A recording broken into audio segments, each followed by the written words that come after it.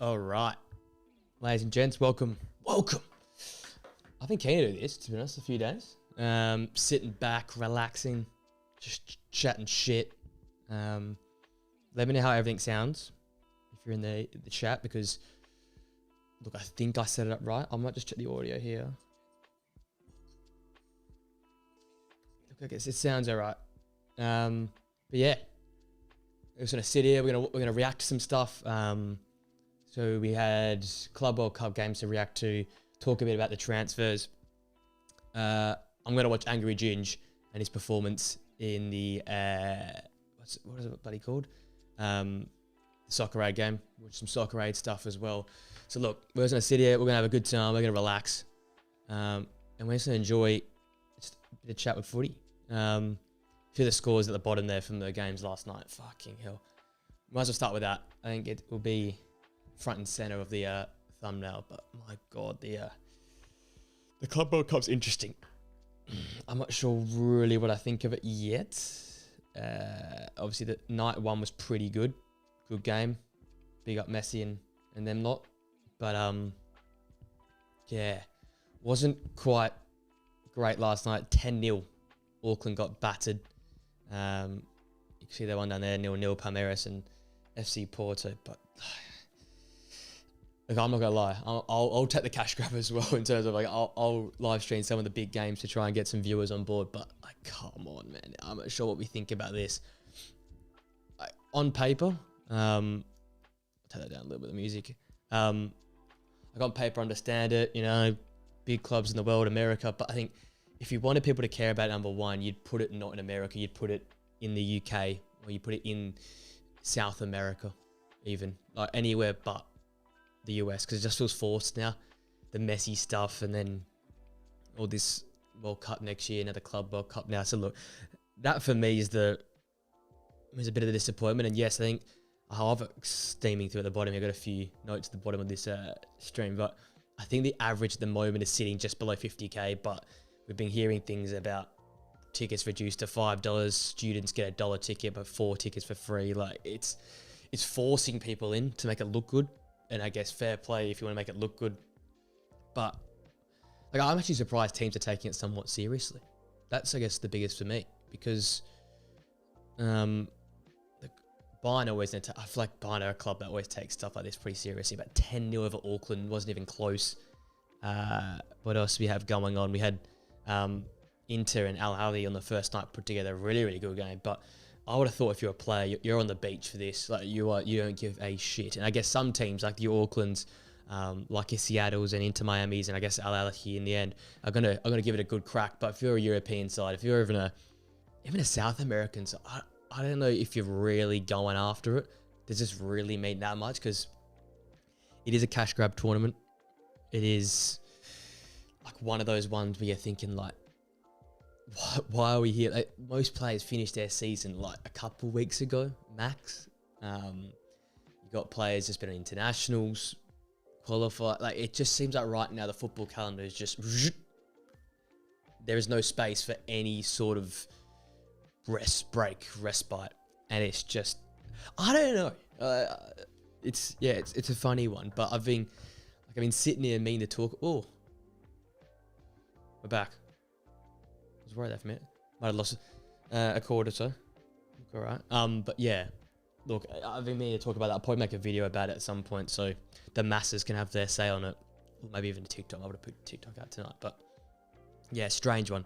But that won't stop me. That won't stop others from, you know, talking about it, having an opinion, getting their views up. Because look, I'm not gonna lie, I'll be live streaming the big game, especially the knockouts. If these teams are taking it as seriously as they are, which it looks like they're gonna do, I'm here for the they're 80,000 for the game yesterday. We'll watch that probably on first. We'll rack it on first, but 80,000 for a game, like fair play.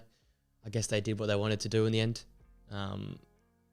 which was to get those big crowds in. There it is there, 47.5 K average in terms of the size of attendance. So look, I guess Infantino's got what he wanted, which was, let's fill out some stadiums, let's make it look pretty cool, And I guess that's what they really wanted. They want the cash grab. They want the money.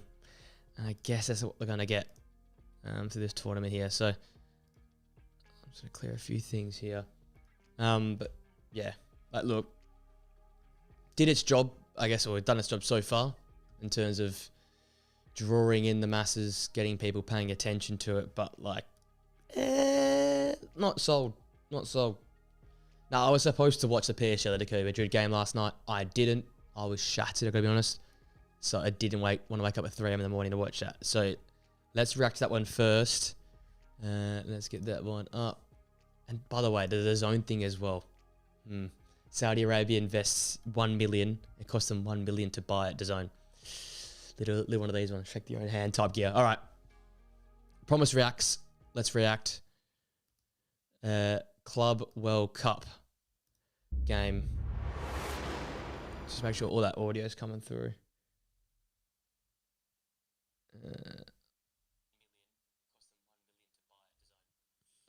Sorry, you're gonna hear me my own voice again.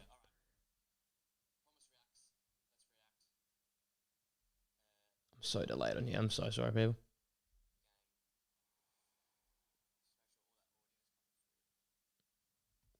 You want to see my face? That's what you want to do. Well, you don't really probably want to see it, but let's fix that quickly.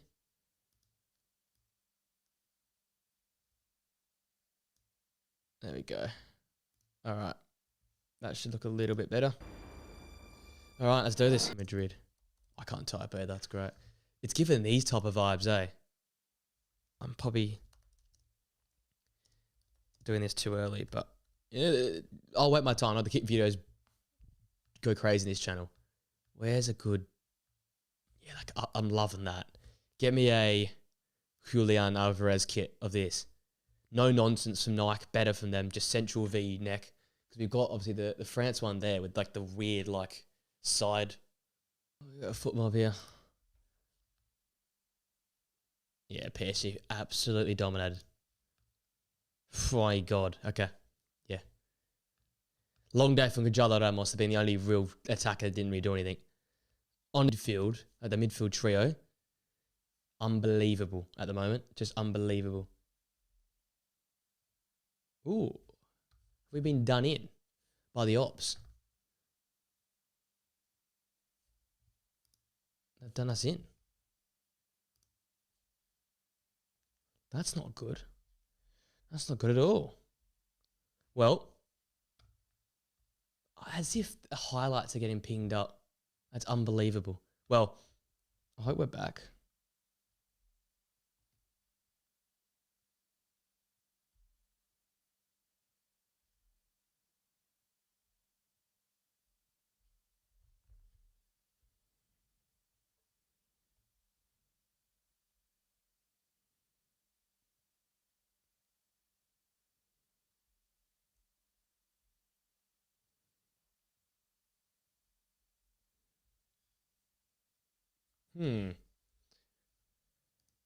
Rather not have the stream suspended. What's going on?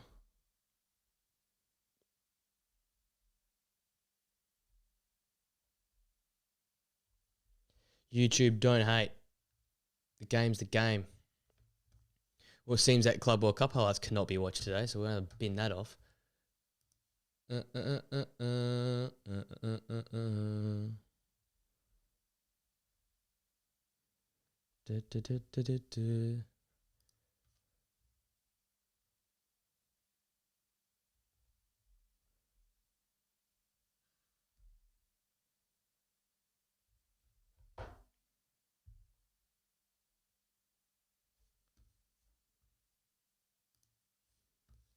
Let's go back to here then. If that's going to be such a problem, YouTube, go again.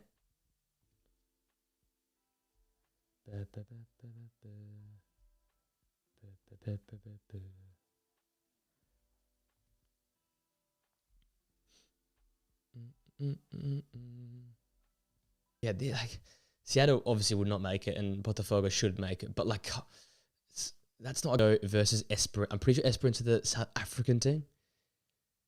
Now I'm gonna have to like up my ball knowledge for these streams and watch songs coming up. Because look, here's the insight for the few people that are here, I guess, watching this live stream. I'll be live for, actually, they're it. Benfica, and then Real play Al Hilal. So I'm live for that one. I'm live for... I'm not even live for that. That's the wrong round. It's round 3. Fuck no. Wait, wondering what's going on here. So I'm live for that game there, Boca Benfica, and I'm alive again for that one there at 3 a.m. over here in Australia. So appreciate the work. Appreciate the hustle. We're hustling. And then next round, Bayern and Boca could be a shout. 9 a.m. as well. That's prime time. Could be watching that one. There is nothing to watch. Like, they're just shit. They're just a bunch of shit. This is the problem with this thing, man. I'm not interested. I just don't care. I could do that game, Seattle. Like, what the fuck? What am I doing? I'm not getting up to watch that. Gee, what do we watch? Does it... Am I chucking on a River Plate? No, I'm not chucking it. I'm not putting River Plate on. Look, we might just do it for the viewers, might just do it for Real Madrid, because I know people will come to watch Real Madrid play. But we're definitely doing Bayern Boca. Maybe we just rest. Maybe we just skip that round. I think round 3 is where it gets good. We've got a few games here. I might watch Porto Al Ahly. They were actually not bad, Al Ahly. So maybe we watch that. Benfica Bayern will be a go. Become Benfica fucking fan clubs here, because they seem to be everyone. They're playing everyone good. Inter River Plate will definitely be a go. That'll be a good game. And Juventus Man City, I think, is probably the best game of the whole knockout stages, because Juventus are pretty average. Man City need a, you know what, we could just double up. We could go Juventus Man City. Later on, we'll go Salzburg Real. And then that's when it gets good. Round of 16, we'll hopefully get some actual teams of some note. It's just a load of shit, though, isn't it? Because, like, you can tell it'll be Porto and probably Al Ahly in the end going through there. PSG, Atletico will go through. Bayern and Benfica will go through. Chelsea will go through, and so will... Oh, gee.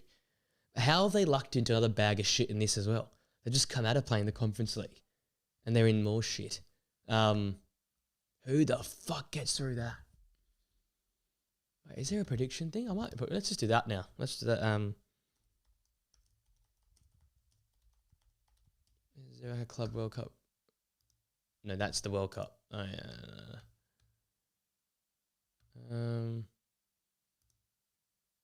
Is that gonna work? Yeah, I'll accept it. I don't know what I'm doing here. You know what? Let's just do it manually. Let's look at this. All right, Group A. I'm gonna go Porto and Al Ahly. PSG, Atletico in that order. Bayern, Benfica in that order. Chelsea and fucking hell, who? Flamengo, probably. Jorginho joined them. Let's go with Flamengo. We'll go with them. Inter will cruise it. River Plate. Yeah, let's go River Plate. Dortmund. Man, look at these groups. Man. Wait, what is this? Fluminense will come second. That's the order they'll come in there. It'll be City and Juve, but I wouldn't be surprised if like Alain make it in. Juve are a shit show, so maybe they don't get through. And then Madrid and Al Hilal. Quietly, I might make a video of them before their first game. Al Hilal might be my dark horse of the tournament, because Inzaghi, their really good team that dominates domestically, they could be a very, very good shout. So 1A versus 1A versus 2B. That's going to get too hard, isn't it? 1A versus 2, I don't know. Let's just go with that then. So qualifying out, Al Ahly and Porto, PSG, Atletico, Bayern, Benfica, Chelsea, Flamengo, Inter, River Plate, Dortmund, Fluminense, Man City, Juve, Real, Al Hilal, and take your pick. But look, Al Hilal, I think they could be the dark horse. They could be the roughie of the tournament. If you're going to put money on a team that's a bit of value, Al Hilal's the way to go.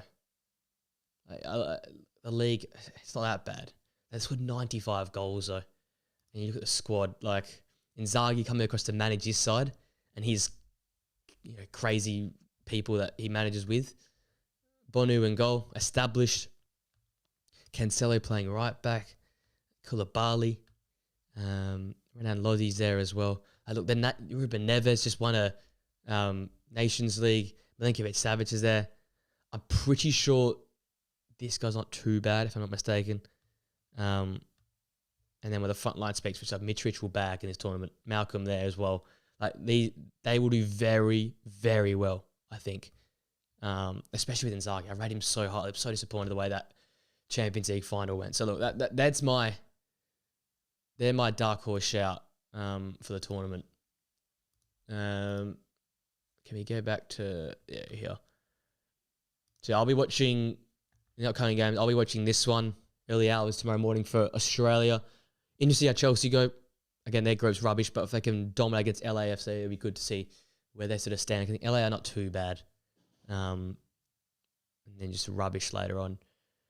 River Plate as well. Like, I'm really interested in these teams. Like, that's why I'm watching Boca, because I'm interested to see how these Argentinian sides like fare up against the rest of the competition, because I don't know, maybe it's just me. I struggle to watch any of their games, and then I don't really know what happens after that. I don't really know how they go.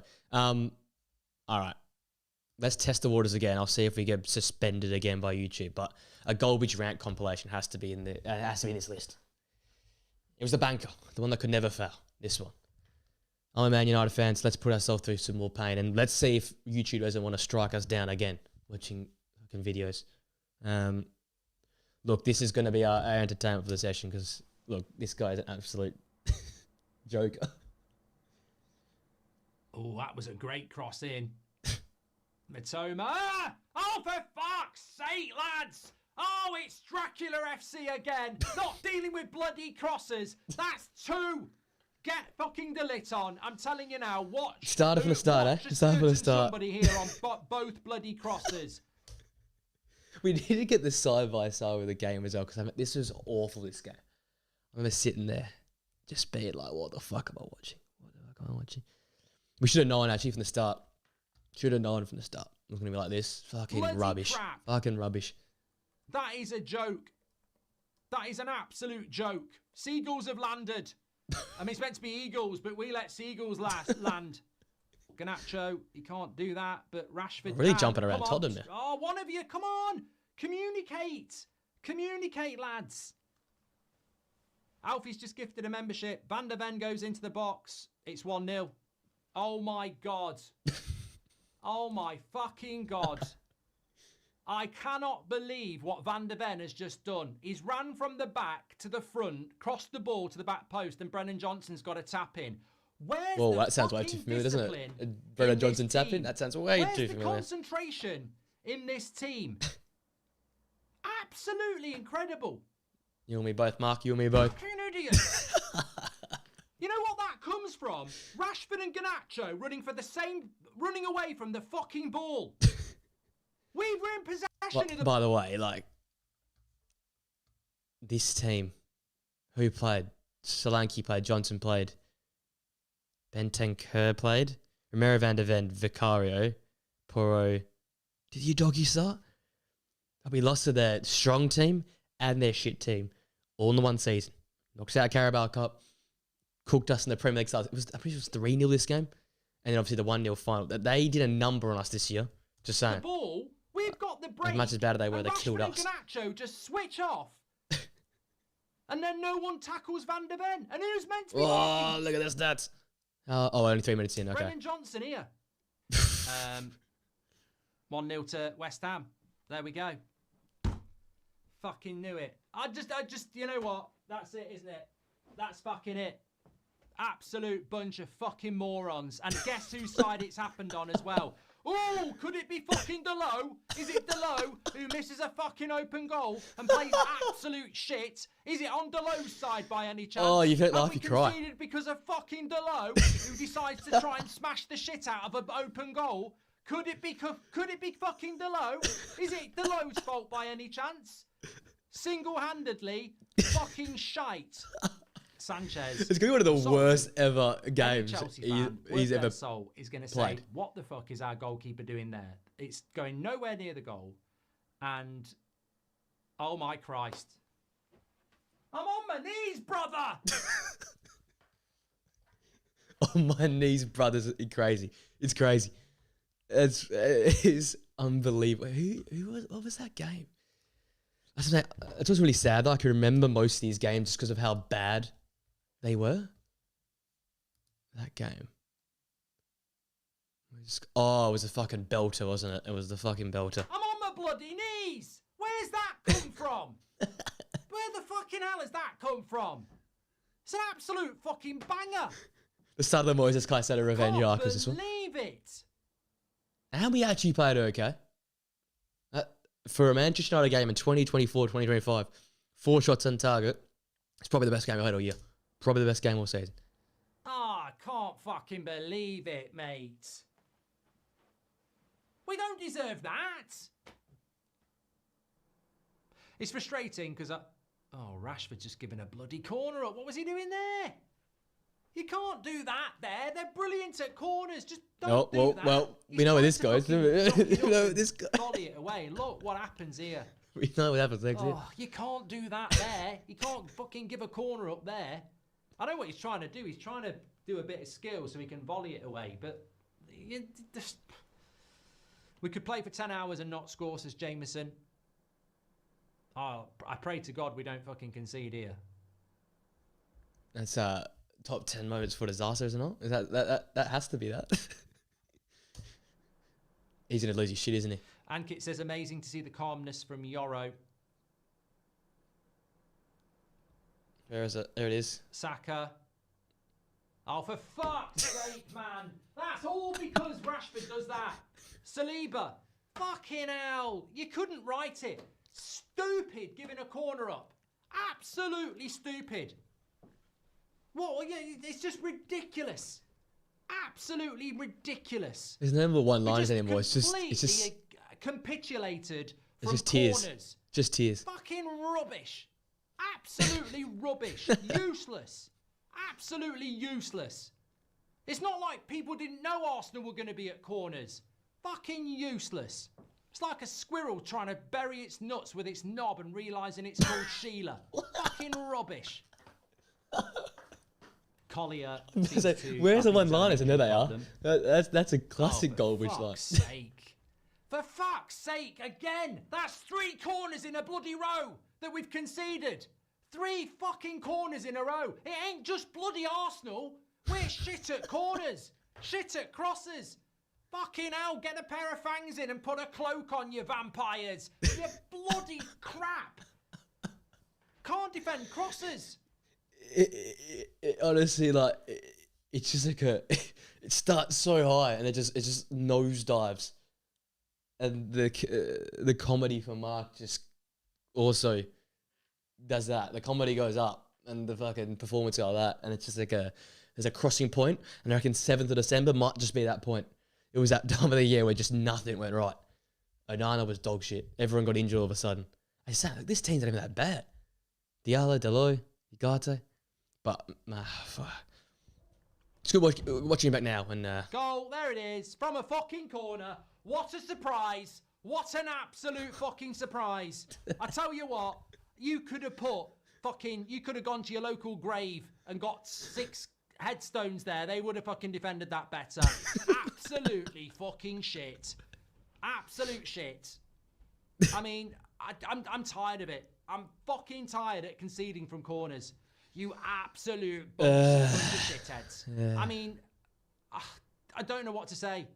Put a man on Onana. Oh, he's fucking rubbish. He's absolute shit. What is he doing? Papa Damian, bring that one back.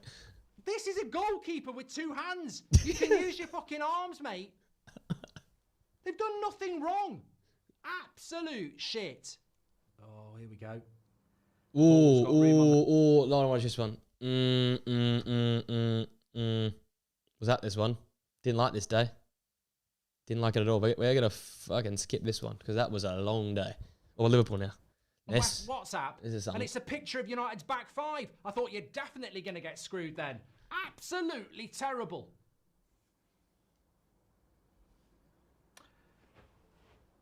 Oh, he's fucking let it in. What a shit keeper. How's he not saved that? It's right at him. How has he not saved that? That's a save. What's this scream? Oh, he's fucking. Oh, Oh, I stopped watching for a bit, but it's fucking hilarious. Oh, it's fucking great. It's great guns. That reaction is unbelievable. Gonna get screwed. For a save, by the way. Oh, he's fucking let it go. Oh, what a shit keeper. How's he not saved that? It's right at him. How has he not saved that? That's a save. How has he not saved it? It's Andre perfect. Onana massacre. Against Southampton. What a save by Onana. No, it's a goal. It's a goal. There we go. You can't keep that one out. Deserved. It's only what they deserve. They deserve it. Absolutely brilliant. You know what? We should be sponsored by fucking Disney. Because the Mickey Mouse team's back again. Absolutely Mickey Mouse team's back. Where do Man United players go on holiday? Disney World. Dressed up as Mickey Mouse. Because it's Mickey Mouse performance again. Twix is the best chocolate bar, says Faisal. I do like a Twix. Yeah, where's this Issue gonna with lead? Super Chats can only send small ones. So Strider, Marat Mitoma, and Welbeck. And it's 1-0, and United are officially shit. Yes, we are. Breaking news, United are losing in the first 5 minutes because they're fucking shit. Yes, thanks, Frank. That's exactly what we predicted would happen anyway. Top tier analysis. United are shit. United are rubbish. Who would have thought? Wait, I was going to say, where are we? 9 minutes. Like, you may be losing, your club may be dog shit, but you've gone from 1.9 million to 2.2 million. We've seen it before. We've heard it all or before. I don't know why 2.23. I'm calling you Frank, but I tell you what, United are wank. 1-0 down, and it's Welbeck. Ricky's having a party. I told you, Beth, get Welbeck in the team. I'm not even getting angry anymore. Ball in behind Mazraoui to Matoma, and Welbeck's been lost as well. But I mean, what are we doing defensively here? What are we doing? Sponsored by Dreams. Get yourself a fucking pillow. Absolute joke. What? Why? Apparently Bruno's been fantastic today. What game was that then? Been playing EAFC, have you? Bruno's been fantastic today. Oh, piss off! Get out! Minte on the back post. It's not Minte, it's Matoma on the back post. Mother of God. I can't. He's unbelievable. I can't deal with this anymore. It's absolutely... Maguire's having a drink. He's got his hands on his hips and he's having a drink. He can't believe it. Oh, fuck. No, I can't do any more of that. It's fucking crazy. Classic garbage, eh? Classic garbage.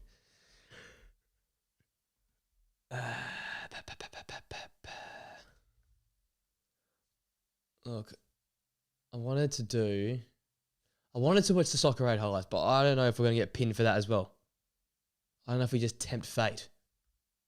I don't know why they fucking hate me watching shit. The garbage stuff's fine because it's not a fucking account. It's a different account. We'll give it a crack and hope we just don't get just skip through some bits. Down. Rooney and Vidic on a pitch at Old Trafford. Let's run that back at some point, eh? Good dig in. Oh.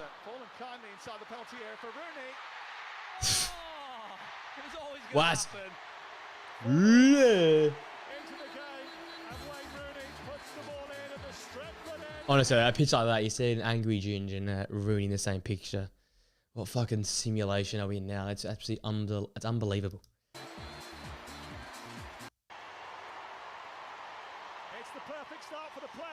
We could dream, mate, though. Rooney at Old Trafford. Goals at Old Trafford. Oh, turn, lad. Who's that? Is that Tom Grennan? No, whip it. Oh! He's actually alright, eh? Tom Grennan's an alright footballer. Where is it? Yeah, little turn. Skate, see you later. Off your pop. Into the pocket. Oh, gee. I could have Van Sar was shooting himself as well. Ads. Really? Really? Involves pest control. World Cup last year, after 6 years without a victory, they beat the World 11. Oh, go on. That's what I heard about this. Challenge, lad. 9 goals, 4 goals in the first 30 minutes. It was a painful evening. Challenge. Challenge. He was there, wasn't he? Oh, we got another one. Watch out. Apparently he didn't know much about it. Oh, ball. Keeps us. Joe Hartman, he didn't know much about that, but angry Jing Oh, lad. Oh. Whoa, what a talent. He's had a goal line clearance and a fucking belting challenge. What a clearance. Watch this man steam in a picture. Didn't have a chance, and then bang. Whoosh.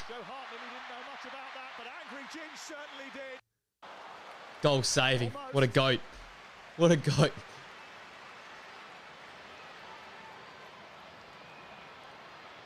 Bro, Van der Sar, what are you playing at, my friend? Celebrities, pop stars, soap stars, YouTubers all get to mix in with the big boys. That's Oh, gee. Good player, Derby, isn't he? What's a hit? Hold on. So, who? He's going to show my lack of, like, just people knowledge as well. YouTubers all get to mix in with the big boys. That's Fuck, that's a hit. Good player, Derby, isn't he? That's a crazy hit. There we go. In the second half, the World 11, especially if Tony Duggan goes all the way here. It's Tony Duggan. Finish. That's the whip on it as well. Still playing. Get back at it. Bang. Sorry, it's become a bit like fucking woke at the game as well. The amount of like defense now, it's fucking rubbish. If you get a ball like that from Oh, look, not bad. Not bad. make a run like that, England were desperate. I came for the gin char, lad. So where's the gin char, lads? Oh, Lennon's gonna be a bit of a cheat code. Oh, save, lad. Oh, who's the goal? That's incredible. What a save! Gets up. Fuck, that's not bad. With those Shane Barucci at the back, and the keeper's come up clutch. Oh, but Ginge Mastercard already as well. Oh, we'll have a look. Bang. Oh, lad. Oh, set him off. Set him off, ref. Get him out. Oh. Oh, game is gone. As it were. It's got to go. Yeah, has to go. Been released to Jack Wilshere, and there's 3-on-1 here if he can find the pass. In fact, there's more joining, and that's Defoe. Oh, what a ball. Oh, it's champagne footy. Oh, challenge. Brilliantly by Brian Habana. This is some decent defending. Too decent. Where's some goals, lads? So fast down that right. Yeah, Aaron Lennon in a charity game is not really fair, is it? Bartlett's off again. Trying to outpace Kennedy. This keeper's on one. Not bad. He's in it again. Doing well, Bernie's looking confident. I think those 2 saves early on. Not bad at all. Oh, another goal. I think those 2 saves early on. Give him a little buzz. Ball. Oh, Ginge had it. Oh, he had the chance, didn't he? Oh, that's just arrowing. How's he not connected? He'll take the assist, though, won't he? 3-0 England.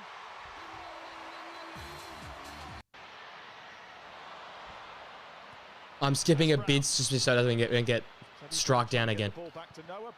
Oh, fair play, keeper.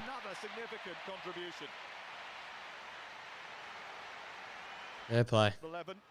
It's a lovely opportunity and it's well finished. Carlos Tevez. First touch, I think. Former City and United player. we love a Tevez abuse at Old Trafford. One of the best strikers in the world, and now a scorer of a soccer age. Yeah, I guess Robbie Keane to Carlos Tevez is a bit overpowered in the final third, isn't it? Or Ginge on skates. Maybe not. Maybe he didn't have a masterclass. Oh. Maybe single-handedly changing the picture. He's taking this personal now, isn't he? City bastard. Oh, it's a genius needs to clatter him, like. He may not be the most popular inside Old Trafford, but Just he's there, a get a goal good. He may not be the most popular inside Old Bang, just get straight through him, fucking under him. It's as a United fan, straight through him, snap his leg there. popular goal scorer amongst his teammates. Oh, Phil Jagielka, what the fuck's he playing at? When you've got that much skill, you Put his ass. He's been a real menace. Still a Oh, real Lennon. menace. Chance Oh. for Quick. Not by Bonucci O'Shea. on the bottom of the line. Defoe trying to keep it alive. Lennon. Oh, walked it in. Oh, It's a beauty. oh, Defoe. Kevin Saturday as Soccer Age top scorer of all time.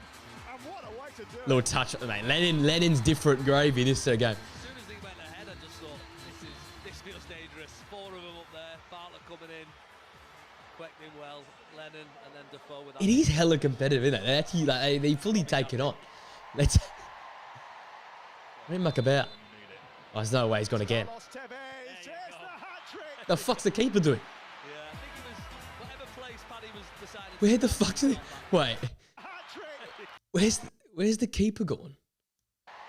Can you have a look here? Like, the keeper's moved to. The keeper's gone. It's the wall. I tell you that, he got Lennon in the wall. That's probably the reason. Wait, why is he going across? Carlos Tevez. Here's This is a shittest hat trick. Fuck off, Tevez. Fuck. One again. Carlos Tevez. Oh, he's done it Okay, again. counter again. Oh, Ginge. I thought it was a masterclass from Ginge. It's all four for Carlos Tevez. Not so much. It's connect four for the Argentine. And from How they letting Tevez score forward at Old Trafford? This can't be allowed. Yeah, fucking bastard. nightmare is Carlos Tevez. And Quack in the centre. There we go. Still Aaron Lennon. This is Jack Wilshere. Trying to curl wide. Oh! He's hit the post. Oh, it looked in. Phew. That was so close. Fair fight. That's a good effort. That's an incredible shot. Oh. Lennon. Oh, challenge. He came in from feet flying. Oh, challenge. Tackled by Bonucci. Oh, we love that. Game's back. Game's never been more back than this then. Absolutely collided someone. Oh, that's all ball. Ref, that's all ball. Advantage. Fair play. Carlos Tevez trying to do more damage. Go on. Angry Good. Get in there, mate. He got right involved there, and Carlos Tevez did not like it. They made up now. Love that. We love it. There was a little bit of after. Kick him. Just remembered. He wanted him, eh? He wanted a piece of him. Afters. It is. He just remembered. We went to clatter him. He went to clatter him. There's a little word in his ear there. Shout. Yeah, that's for every United fan out there. I think it was Oh, that's he was committed to that. Well, lights on. Toby Brown. Oh. John O'Shea Oh. back to Brown. It's Oh, what Beasley worked? Trying to go for it. Oh, keeper. There's no, that can't be the winner, man. Are we really playing at that? The right recipe to put the world 11 in front, and it means the world to him. If it was right, the fucking YouTubers are scoring. I love that. He said it. I've ever had. But The it's keeper, though. Have a look at this.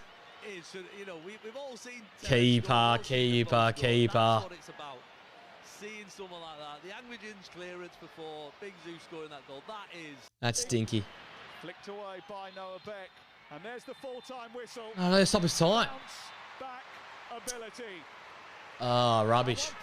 What are the comments saying? Ginge dreaming smash it to the. All of a sudden, Tevez is the top target for the Premier League transfer window. Hey, the clubs and the striker problems, I'm not even surprised. He wasn't his prime puller. Yeah, I agree. Yeah, we'll have a look and like that. Someone tell Tevez is in the Champions League final. Yeah, you know what? I agree with that as well. Games never been more back, just snapping into someone. And against let's have a Word document to post. That took Bonucci no prisoners. Tevez is 41. He played like he's 21. Look, bit of Jude, bit of Bonucci challenges. Tevez shit not bad. Not bad at all. I'm a fan of that. Who's his ugly mug? Should we give it a watch? Might have to give it a watch. All right, my Premier League predictions from 10 months ago. Good to see one bloke commented. I was going to do a video on this, but you know what? I'll just chuck it in the stream because I can't really be asked making a whole edit of everything. You know what? On the podcast, I hope I'm not baiting anything out here. On the podcast, my ladder was that. If anyone hasn't seen it, let's stretch that out so we cover all that. That there, is that? Yeah, that was it. That was my table that I went with. Let's get Premier League table. I hope I had the same for my video here. Look, we'll have a look. Relegation 3. I should have put Leicester down. I regret that since that moment. Look, the Palace stuff, I was backing them hard. Close enough in the end. The Bournemouth one annoyed me because I've backed Bournemouth from the start. And for some reason, I didn't back him in on the table prediction. Put him 12th. Fulham was always going to be 11th, so I'm happy about that. And I think Brentford was the one that no one... Brentford was the one that no one really knew about. Because I know I've seen some people have them like 17th, 18th in some predictions, 16th, like around there. But they end up finishing 10th. So I had a stinker there. Brighton down the bottom. I didn't back their transfer into it. Obviously, Nottingham Forest, no one had that. Pissed about West Ham. So angry about West Ham. I don't know why I believed that was going to happen. Obviously, United and Tottenham will fuck. That's a stinker. But, look, not my best work. Worse than last season. Because if we go to last season, I had... This is what I had last year. Sheffield United had bang on. Luton close enough. Had Wolves going down. And had Burnley 14th. Fucking hell. He's trying to be niche and like nerdy and like watch the championship, watch Burnley players. I'm like, yeah, but Burnley will be fine. Good signings. I don't know what.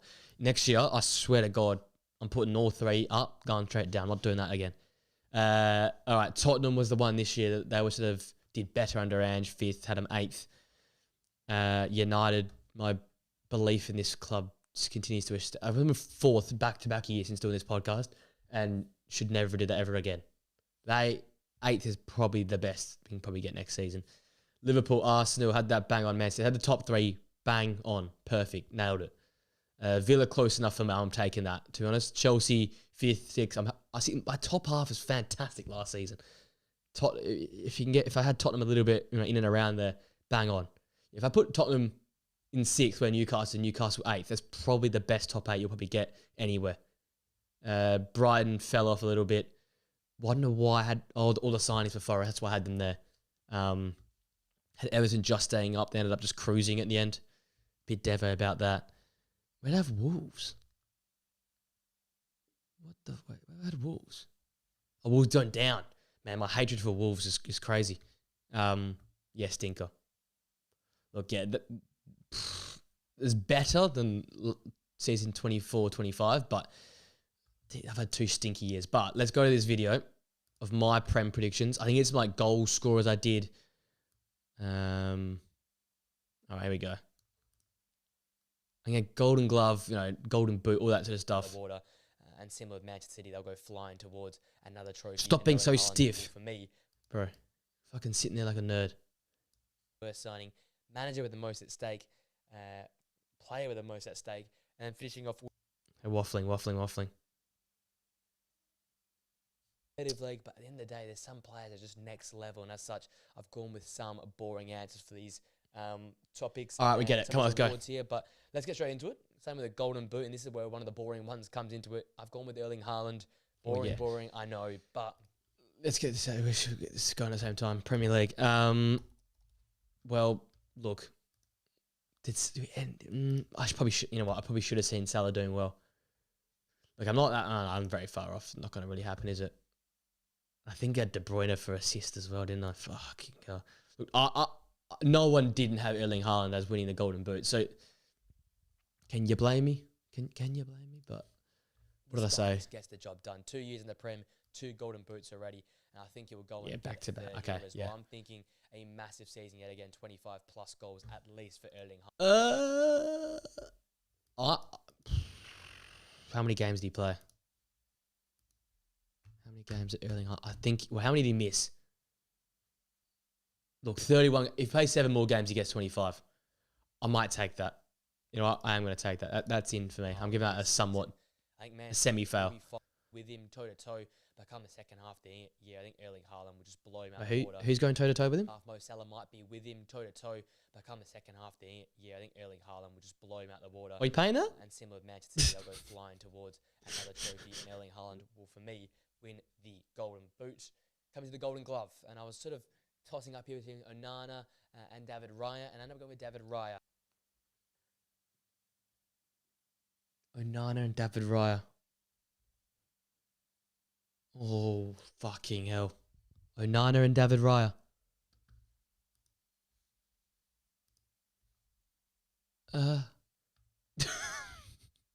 Wait, where's clean sheets? Sorry? Goals and assists. Clean sheet. They just don't have clean sheets on you. Sorry? It's got, wait. Premier League. Clean sheets. 25. All right. Let's see how wrong I was. Onana. Am I fucking disabled? Look, David Raya wins it. So, I know Matt Sells. Fuck that off. Where is he? Onana. 9.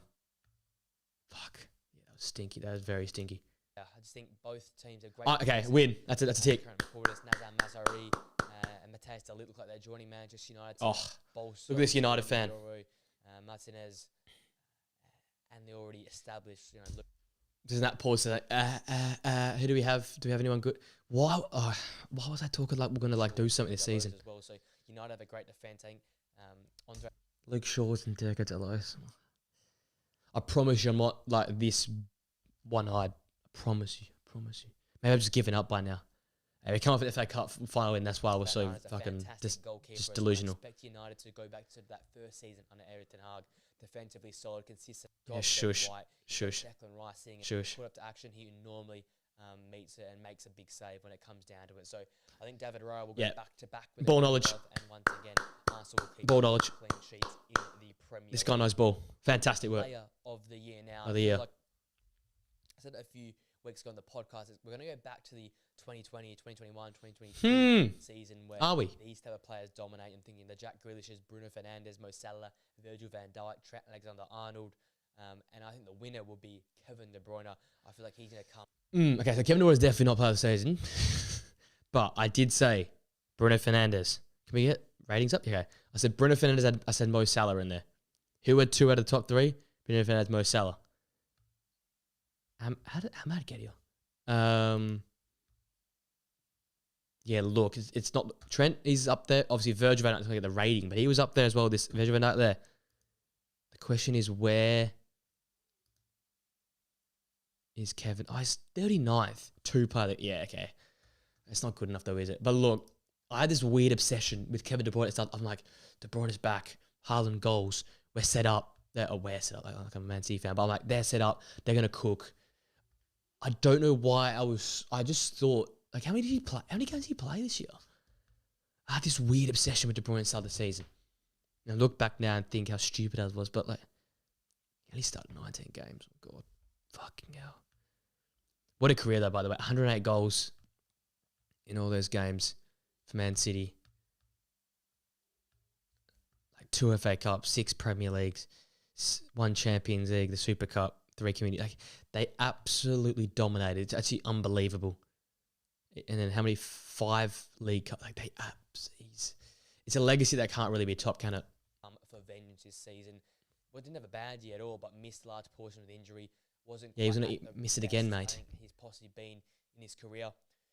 And it feels a little bit like a last dance for him and Pep Guardiola potentially both leaving Manchester City come season's end. Well, half is right. Season for Kevin De Bruyne, I'm thinking 10 goals, 15 plus assists type. 10 goals and 15 assists. Ridiculous numbers this year, and I feel like he'll do that and dominate and be we'll keep moving. Piece of why City will be so good this season. Man, I was on the City bandwagon hard. There as well, as I said, the Virgil van Dijks. I'm feeling like I feel the older heads from a few years back. I'm giving myself that. Will be their best this season. That's a ball knowledge tick right there. Player of the Year award, but I think Kevin De Bruyne gets over the line. With I will put up there as maybe an historic season in terms of stats and output for him this year. Coming to the Young Player of the Year, and I feel like Here we go. What did I put here? Just about deserved it last year, but so many young players that were good last season. I think Kobbie Mainoo wins the award. Fantastic last season, coming in and basically saving Manchester United season with injuries, with problems. Casemiro looking totally off it. You know, players missing that yet to be have a makeshift midfield. Amrabat playing some games, not at all. It was a really team that lacked continuity. Scott McTominay's in for some games. You lose Fred from the season before. The one constant I felt like was Kobbie Mainoo, and his quality on the ball was second to none. Lovely in tight areas, can deal with a press, play out of a press, can win the ball back himself and drive the ball forward, and some fantastic goals. Match that Wolves goal, that solo effort, the goal against Liverpool or the Premier League, swivelling and whipping that ball into the top. Okay, he scored goals, mate. And then scoring the FA Cup final as well. He had a fantastic year. Hey, just over I was right. This FA Cup final. Fuck. Another young players in the league were as well. But I feel like this year is Kobbie Mainoo. Kobbie Mainoo. It's going to be interesting. Because him, Garnacho, and obviously because this fucking Club World Cup, we're not going to get to see his players sold. Like the fall off has to be studied, man. What is season? 2 goals. Both the Europa League. I had that game where he just played nuts, didn't he? It's a bad year for Kobbie Mainoo. Like, it's actually really bad. And he has these moments where he looks like he can just cruise. And I don't know where he plays. It's the problem now. Like, he's Ruben Amorim wants to play Bruno Fernandes at the 8. But doesn't want to play Kobbie Mainoo. He's perfect. Or he played him at a 10-1 game and played nuts. So, like, I don't know what the deal is there, but that's a stinker for me. That's really bad because he's had a stinky season. With a lot more consistency and continuity this season under Eric Ten Hag, and less injuries will bolster Kobbie Mainoo's performances. Playing alongside Casemiro will allow him to be a bit more freed up. We saw how good he was at the Euros with Declan Rice alongside him. He was, though, wasn't he? Very similar mould here, winning that ball back, driving to spaces, being really, really pivotal in terms of breaking down a low block and using his smarts on the ball to get chances for himself or for his other teammates. And I feel like United will thrive with Kobbie Mainoo. Yeah, I'm convincing myself. Let's stop doing that. I think this is the type of from Girona, Player of the Year. Coming to best signing, and I feel like it's going to be Savinho or Savio. Oh, again, this is another player that... This is a Away Days podcast for the stalwarts out there who actually watched the potty. Me and Nathan were raving about this. I thought this was the banker. 1 goal, though. Not good. 45 games, 2 goals. Look, I think he still could be up there as one of the best signing. Like, fuck the ads off. Can we go like transfers? There was not really great transfers last year. Like, am I going crazy there? Calafiori not bad. Marino probably turns up probably one of the best signings of the league. Is that the right year? Yeah, it is the right year. United didn't play. Matson didn't play. He probably goes down as one of the best players to sign. Evan Nilsson's such a big get. Same as Dean Huijsen. Yeah, they don't miss Bournemouth. They never really get it wrong. No one really there. No one there. No one there. Well, Maxence Lacroix is probably one of the better signings. Iman Jai was a good get. I didn't rate any of these from Fulham. No, they're not Leicester either. Chiasa's anyone there.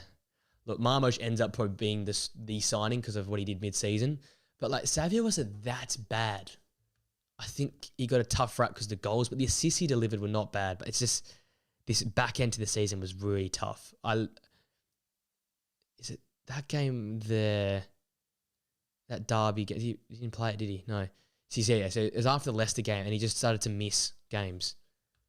And that's where I think it just all... Look, he was playing consistent minutes, or enough, and then just disappeared from the side. So it was sort of that really end of the season where he fell off. Like, I still think I'll pay this for me. From Girona. Not obviously the signing of the season, but close. Yes, some of the Emperor was a little bit missing, and people were saying he doesn't feel like a City signing, But I think this is the type of player City need.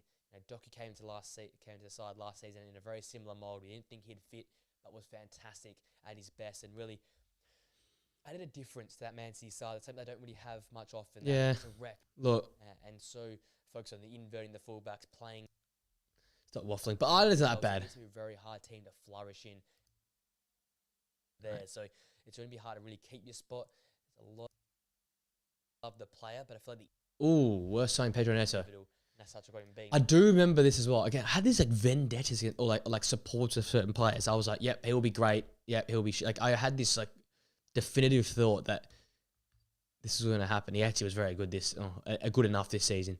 4 goals, 6 assists. What are they though? In what competitions though? I'm so bad at using this fucking thing. Yeah, 4 goals, 6. It's not too bad for Premier League stuff.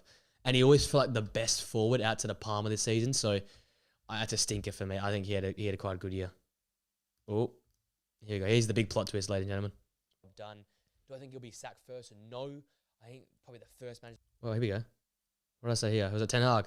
11 Ten Hag and what he does.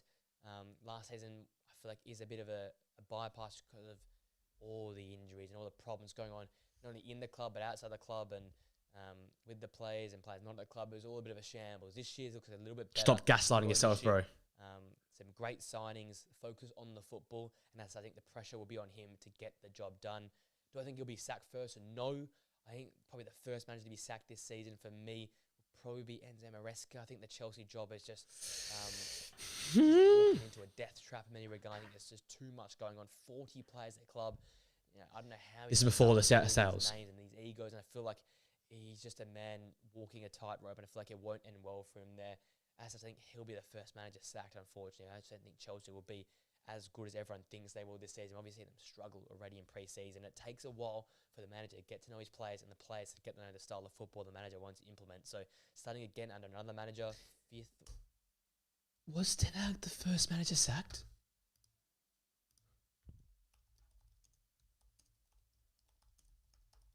It wasn't him, was it? It was Dyche. Was it Dyche? Who was...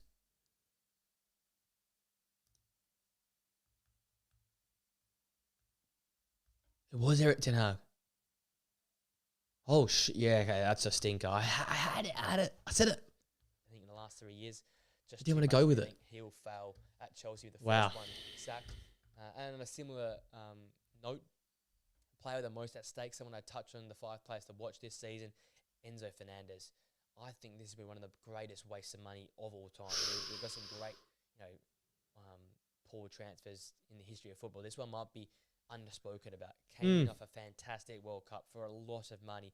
Supposed to revolutionise our midfield with Chelsea, especially that more modern day midfielder that can defend and carry the ball forward. Is a bit of a bully in midfield, but is that centrepiece, that cog that gets the team turning over. But I reckon I could name 8 or 9 players that do a better job than Enzo Fernandez does in that position. And I think he's so important. Him alongside Caicedo. See, I know what I'm saying here because I think I still sort of believe this, that he's still so important for them. I said it throughout the whole season, all the prediction videos, if you would have watched them, I always said how important he was for this side, but he actually performed this season. So am I right there? That like he had the most at stake and he delivered? Because Palmer wasn't the same Palmer which was last year. He stood up. I think it was supposed to be a negative thing though, to be honest. But look, 10 months ago, Preston, it was on song. What day was this? 14th of August. He knew what he was talking about then. Because Enzo Fernandez was important for them this season. And he did deliver. So I agree with that. So no one's talked about how much money they spent. Yeah, okay, mate. Quickly here, obviously, if you'd watched the podcast, you'd know how I've put together my ladder. But just reiterating it, my relegation side's gone Ipswich to finish bottom. I just think Kieran McKenna will get found out with his style of football. We've seen this. For the company last year, I respect managers that go after the game and try and stick to their philosophy, but doesn't quite work. And Ipswich just don't have any real Premier League proven talent to go and do what well said, they mate. do in the Premier League. I said in the podcast, Luton brought across Townsend and the loanee from Man City, like Adebayo, and also Ross Barkley, Alfie Doughty. Drop some names. Bang. Side. Bang. Ball knowledge. Congo Ball knowledge. Premier League Ball knowledge. Talent. Ball They're knowledge. the best players. Oh, Ipswich mate. have not brought any Premier League proven or Premier League quality players, and that's how I think they'll struggle. They'll finish bottom. I think Southampton will finish second bottom. For me, the squad. Oh, if I flip them around. If I flip them around. There's some exciting talent there, some young players, but again, similar with Russell Martin, has not experienced the Premier League. I think it'll be a real Just rude awakening when they get there. They're not quite ready. So they scrape through the championship playoff. They were not really consistent throughout the championship season. Good work. Third Great. best in the championship, yet they still came up. So I think that squad's still Good man. lacking in areas. Ben Burton-Diaz is a great signing. There's some good players in that group. I think Ben they're good Burton-Diaz. enough again for the Premier League. Well. For me, Everton's a surprise team that you might not expect. I got them going down as well. Shit. Sean Dyche, his philosophy and way of football and defensive counter-attack styles is slowly fading out, and the margin for error every season gets smaller and smaller to play that style of football and still win games. I will still say this at this point in time. I think that's true. I think that's the way football's going. And he was sacked, and they were down there when he got sacked. So if it wasn't for David Moyes, I think I continue to say this on the podcast. If it wasn't for David Moyes, they probably would have gone down. So I'm going to give myself that. All these teams think they'll be okay. I've already seen all this. Be amongst mid-table. That next sort of group, Wolves 13th, Bournemouth 12th, Fulham 11th, and Crystal Palace 10th. Again, all teams in very similar moulds. Wolves probably closer to going and joining the other bottom bunch. Gary O'Neill hasn't made much signings at the current point in time to replace Pedro Neto. Gary O'Neill comes back, and Geds comes back as well. There's no real clinical number 9. Hwang Hee-chan is going to be the big man for them, try and get all the job done. I'm hoping Strand Larson wasn't signed back then, because that has been just lazy research for me. Because he was actually incredible. He was nuts this season. Let's go to the top end. Come on. Down without Lopetegui was leaving the club. Not many signings were made. Yet Gary O'Neill got over the line last year. I feel like Okay, cool. Done. Wolves. Come on. Palhinha's the big loss, but I think Scott McTominay should be going to Fulham. They'll shore up a few. Scott McTominay to Fulham. Cover off for Adarabioyo and Tim Ream. I think it'll be just more of a consolidation season for them, and they need to rely on Mooney's to score goals consistently, or Raul Jimenez to find the back of there, to find that form from 3 to 4 years ago before that really sad head injury for him. And for me, Crystal Palace under Oliver Glasner continue to rise up the table and finish Go on, Glasner. 10th this season. Not quite in that top 9 pack, who I think... Like I said, that's bang on. That's close. Flip them around, and all of a sudden you're looking pretty good. Like that Brighton one's a stinky one though, isn't it? Let's go to the big boys. I think they've got a good enough squad, with Ange's style of football is going to be very draining in them, especially with Champions League football. I think they won't be able to... Okay, let's just go to the top. Let's listen to this shit. Van Dijk will hold it down. Trent Alexander-Arnold will hold it down. Had so many problems with injuries last season. If they get Zubimendi alongside Alexis McAllister... Zubimendi, wow. Midfields in the Premier League, they're definitely going for number 6. I love seeing Alexis McAllister in a number 8 role. Still got They never got number 6, did they? All right, but I'm going to say something, yeah? They're definitely going for number 6. I love seeing Alexis McAllister in a number 8 role. You still got Gravenberch and Szoboszlai, who need to be improved from last season. Look, Gravenberch didn't improve. He went skyrocketed. But Szoboszlai's a funny one. So Wirtz has come. We'll talk about that at the end of the live stream, I think. But look, it's going to be a tough old 2025, 26 for Szoboszlai, because I think he'll become a bench player. And I'll put quickly here. It's going to be interesting for Liverpool and him, because I don't know what they're going to do with him, because he was supposed to go up this season. He's supposed to skip on and kick on and show what he's all about. And I still think he's invaluable to this team. And the stats don't really show what he does, because he presses, he his energy. 6 goals, 6 assists, 29 starts though. Look, it's not bad in terms of 8 goals, 8 assists this season, 6 and 6 in the Prem, 1 and 1 in Champions League. It's not too bad in terms of stats and numbers. But I think people want more. People wanting 10 goals, 10 assists minimum. But he's that pressing type of player. That's why I think he's made for the bench in this team, in this new team. But look, we'll have to wait and see. But I'm dropping knowledge here. They're going to be a real danger this season. They'll be in the title race last year, but not quite the top 2. Arsenal in second. I think they're another fantastic team. Arteta's really great, but they're not Man City and Pep Guardiola. I think will just be crazy this year. As I sort of mentioned already, Erling Haaland, I think, will dominate. I think Kevin De Bruyne will be back to his best. You've got that back four that's so versatile. John Stones, Diaz, Akanji. This never worked. This never happened. Walker. And the guys came through. Rico Lewis, Oscar Bob. Wait. So versatile. John Stones, Diaz, Akanji, Vardiol, Ake, Walker. And that guy's down as he's thinking, fuck. Future me's spawned into current me, and he's thinking Akanji, right here, right? Ake, Walker, and he just looks down. He's like, "Oh fuck, I fucked it. Yeah. I should have known." Bob looked fantastic. Oscar Bob's shit. Looks like they're trusting in McAtee as well. Yeah, that happened. Talent. Roger doesn't lose games of football. He got injured. Great signing. They'll dominate the league. They'll run away with it a little bit. I'm just thinking All right. Oh, what am I going to say? 6+ point differential at the top of the league this season. I think they're going to be that good this season. Don't get me wrong, Liverpool and Arsenal will push them for most of the year, but I think they'll stretch their legs and show why they're the best team in Europe and the best team in the world, Man City. So, got Man City winning it, Arsenal in second, Liverpool in third, United in fourth, with Villa fifth, Tottenham sixth, and West Ham seventh. And the bottom Worse and Everton, worse. Southampton, Ipswich for me. And just revising all the other... There it is. That's that big scrum I'm making. Golden Boot, Haaland. Failure. Glove, Raya. Tick. Player of the Year, De Bruyne, double cross. Koyimani, triple cross for Young Player of the Year.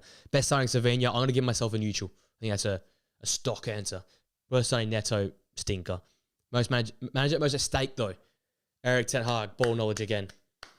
That's great for me. Most at stake is a player, Enzo Fernandez. I might give myself a tick for that. Because you had a lot at stake, be delivered. So, look, there's my recap of my Premier League prediction for the start of the season. Not the best, but neither the worst either. Let's go back with this to finish us off. It's been good. Might do this again tomorrow if we've got some time. Maybe that music's not too loud. We'll get it up a little bit in the background. Let's finish off talking about Liverpool. Actually, we'll talk about City as well. Here we go. It's the start of my 2024 recap of City being the best team again. I said Liverpool are going to make that big Vert signing any day now, or after this Club World Cup's done. That's going to be massive. I think what I just want to leave with this is the structure and the formation. As I said, so Bosley looks like he's going to be the one that's going to make way. There's been rumours about moving, Vert's out left and still having Bosley there. But I think your ideal starting 11 for Liverpool includes Gakpo off the left, includes Salah off the right, Diaz can be that off the left. Or you can play Gakpo at the middle with Verts at the 10. I just think though you can't bring in Florian Wirtz for all the money you're going to bring him in for, one of the record signings in the Premier League and not play him in the number 10. People who watch the Bundesliga or don't watch enough or understand the Bundesliga know how good he is, how important he's been for that Leverkusen side. His absence for I think it was 5-6 weeks, around 8 games in a crucial part of the season. Basically lost Leverkusen the title. I think they were in and around it. They were close enough, and Bayern made a few mistakes. I think we're looking at March, April time, maybe even earlier, February time, and his absence killed him. Like, they needed him. I think the same thing would be with Liverpool. They'll need him to be there.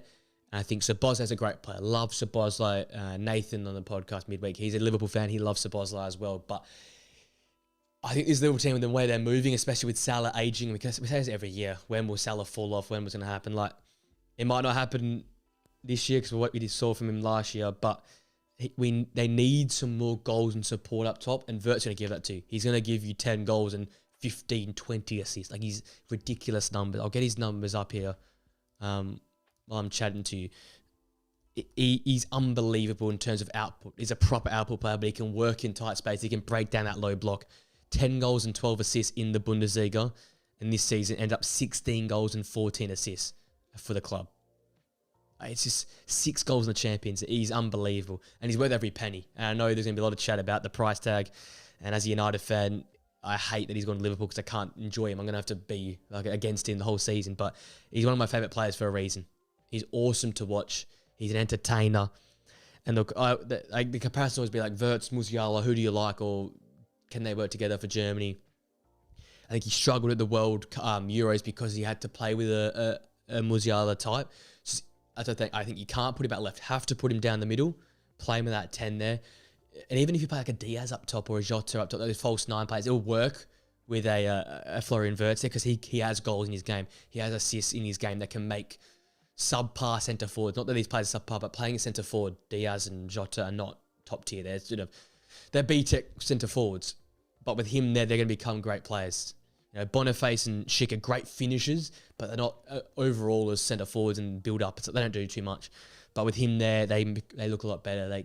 They develop very, very well. So I think Florian Wirtz has to have at the 10. It's a big money sign. It's going to be a lot of pressure on him, but I think he'll live up to it. Like, I'm going to go out on a limb and say 30 goal contributions again this season. He had 30 on the dot last year for Bayer Leverkusen, playing 45 games. He's going to end up playing 55, touch wood if he doesn't get injured for Liverpool, and probably put up the same sort of numbers. I think, 10 goals, 15 assists is what I expect Premier League-wise for them next season.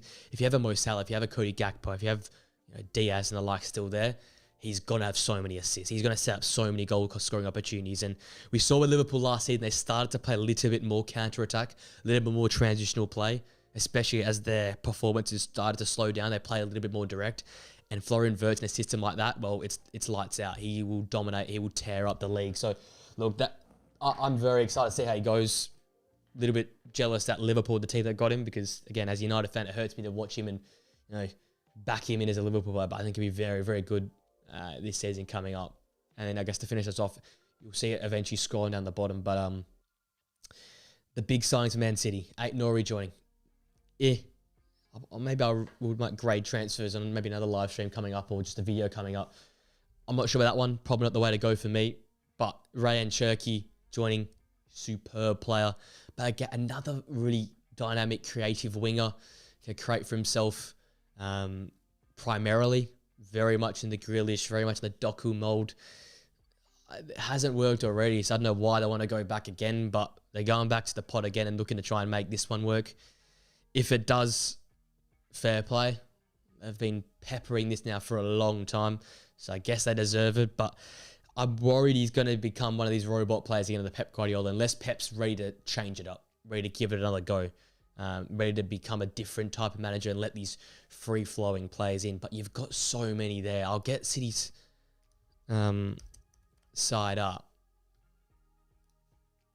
And might as well jump into a display screen. This is what you're working with now if you're Man City. You've got Grealish will go, but you've got Doku, Marmoush, Bob, Cherki, Savinho, and then I guess Foden could play, or McAtee could play out there as well. But it's just a lot of players. Tijani Reinders, I think that's probably the best signing for me. Tijani Reinders will be superb alongside Rodri. I'll take your perfect number 8. Unbelievable this season for AC Milan. Stats-wise, this season, let's have a look. 16 goals, 4 assists for Milan. Unbelievable. 10 and 4 in the league in a very, very average side. 3 the Champions League. Man of the match in 2 Champions League games. Again, it says primary as a defensive midfielder, but I can see him playing in a double there alongside Rodri. Rodri sits in, allows Rangers to push on, drive that ball forward. He is like the Gundogan of a few years ago. And at a great age as well of 26. Like prime Tijani Reinders were getting here alongside prime Rodri. Like they go have an off season, they go get 2 of the best midfielders in world football to pair up. So that's going to be unbelievable. Obviously, De Bruyne is out, which means I would like to see Omar Marmoush in the false 9, like number 10 type role. But it's probably going to be Phil Foden going there initially. But you've got so many players. You've got McAtee, Foden, that can play there. Ryan Cherki can play there as well. So there's going to be a lot of players who can play down in behind the striker. But look, for Man City, I don't know what are the foot mob got him as. Oh, that's last in the stats. Look, you go Haaland. I think you go Marmoush inside, Cherki on the outside, Doku on the left. You go Rodri there alongside Tijani Reinders. I think Diaz goes again. I'm not big on Diaz right now. Alongside probably Josko Vardiol. Who have they got? I think they're trying to play Vardiol at centre half. So right backs and left backs. What are we saying? Rico Lewis probably ends up at right back. It's not great, isn't it? And then Ake left back. I think, so Vardiol plays a Diaz centre half. Lewis right back. Actually, no, Nico O'Reilly left back with the centre halves being Diaz.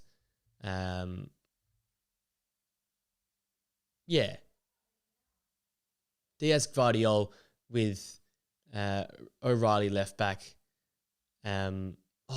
Ait-Nouri's there. No, Ait-Nouri. I'm not making my mind. Ait-Nouri left back. Vardiol and Diaz centre halves. Rico Lewis right back.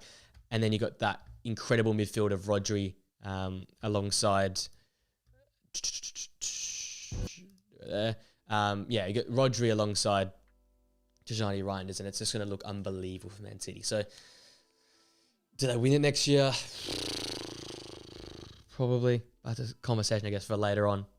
Maybe another live stream this week. But look, I've liked doing this. More chill, just watching some shit, reacting to some shit, talking. Thanks for the people who've been sort of in and out throughout the stream. Appreciate that. I'll be live in a few more hours' time. When is it? Like basically 12 hours from now, just under 12 hours from now for that better game, Benfica and Boca for the Club World Cup. I guess if the new people are new to the stream, my thoughts on the Club World Cup, bit shit, but as much as it's going to be a cash grab, it'll be a cash grab somewhat for me as well. I'm definitely going to jump on and watch some of the better games. Because I guess at the end of the day, it's just a glorified Champions League. I still think I'm surprised that like the likes of Bayern Munich are winning 10-0 and the fact that they're putting up their starting 11s and PSG and Atletico Madrid had their full starting 11s out there.